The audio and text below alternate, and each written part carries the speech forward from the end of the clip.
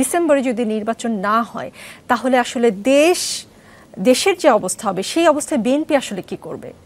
না, আমরা তো সেদিনই উত্তরটা দিয়েছি যে আমরা আমাদের যে দলগুলো আছে, আমাদের যাদের সঙ্গে আমরা আন্দোলন করেছি তাদের সঙ্গে আমরা আলোচনা ইতিমধ্যে শুরু করেছি।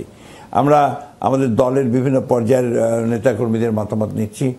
সেই মতামতের ভিত্তিতে জনগণের সঙ্গে একটা তাদের মতামতের ভিত্তিতে যেটা করণীয় দরকার সেটা আমরা করব। বর্তমান সরকারকে অনির্বাচিত বলেন আপনাদের দলের কেউ কেউ, এবং সরকারের সংস্কারের এখতিয়ার নিয়েও প্রশ্ন তোলেন।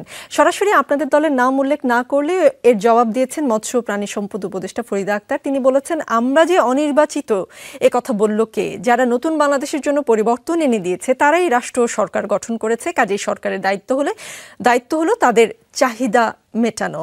মানে অভ্যুত্থানের নেতৃত্ব দেওয়া ছাত্ররা, এমনকি আপনারাও আসলে এই সরকারকে সমর্থন করেন। এখন এই সরকারকে অনির্বাচিত বলা এবং তাদের তরফ থেকে যে ব্যাখ্যা এসেছে সেটা নিয়ে আপনার মন্তব্য জানতে চাই। দেখুন, এই ব্যাপারটা আমি খুব বেশি কথা বলতে চাই না এটা নিয়ে, তবে এটা তো আপনার অত্যন্ত সত্য, দিবালোকের মতো সত্য যে এই সরকার আমাদের জনগণের আপনার প্রস্তাবনার মধ্য দিয়ে, মনোনয়নের মধ্য দিয়ে তারা এসেছেন।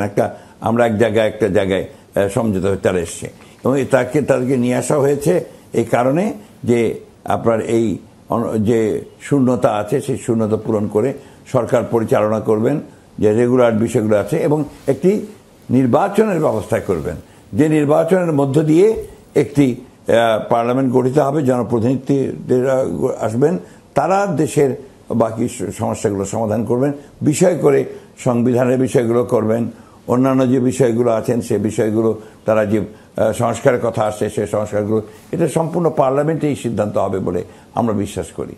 জি, আপনারা সংস্কারের পক্ষে, আপনারা সংস্কারের রূপরেখা আগেই ঘোষণা দিয়েছেন, আপনাদের 31 দফার কথা আমরা শুনি। সংস্কার যদি দেশ, রাষ্ট্র, মানুষের কল্যাণে হয় সেটা নির্বাচনের আগে হলেই কি আর পরে হলেই কি? মানে এতে বিএনপির তো কোনো জোর আপত্তি থাকার কথা না, যদি এই সরকার মনে করে যে তারা লেজিটিমেসির প্রশ্ন আছে। এখানে অবশ্যই একটা লেজিটিমেসির প্রশ্ন আছে। এখানে তো রাষ্ট্র, তো আপনার একটা রাষ্ট্র, অবশ্যই তার বিষয়গুলোকে আপনাকে ওইভাবে দেখতে হবে। তার তো কোনো আমার একটা তৈরি করা থিয়েটার নয়, বা তৈরি করা একটা নাটক নয়, বা ফুটবল খেলা নয়। এর কতগুলো সেট বিষয় আছে যেগুলো গোটা জনগণ সেই দায়িত্ব অর্পণ করেছে। তো সেখানে খুব পরিষ্কার করে ব্যাপারটা বলা, আমরা মনে করি যে সংস্কার অবশ্যই আমরা চাই, তবে সেই সংস্কার অবশ্যই পার্লামেন্ট অর্থাৎ জনপ্রতিনিধিদের দ্বারা সেটা আপনার অ্যাপ্রুভ হতে হবে।